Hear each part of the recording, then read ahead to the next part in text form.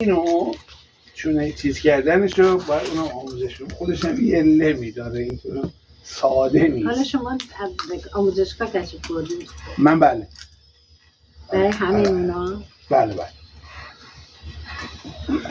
آخه بیک آکادمی تو تهران یه جنت داره. نان سر؟ نه، قلنان پوراتوس آموزشگاهش اون بیک آکادمی. امتحان دادی چند نمره؟ من شاگرد اول شدم. آخه میدونی من قبلش نون درست میکردم، خیلی جالب.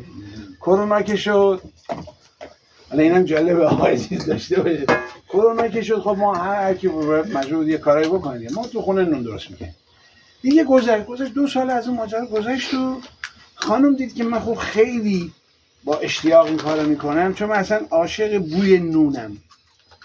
گفت که باید بری کلاس. بودم ول کنم، نون میپزیم، نون میخوریم، یه کلاس چیه؟ نون کلاس نمیخواد که بریم کلاس.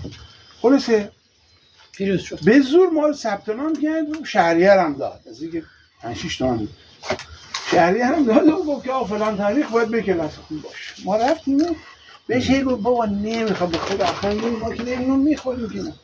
رفتم کلاس، 1 ساعت از کلاس گذشت، پیام دادم تو واتساپ که اینی که تا حالا خوردیم نون نبود.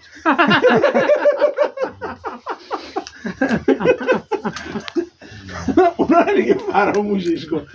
واقعا یه علمه، یه دانش اصلا خیلی وسیعه واقعا. اینطوری نیست که ما شوخی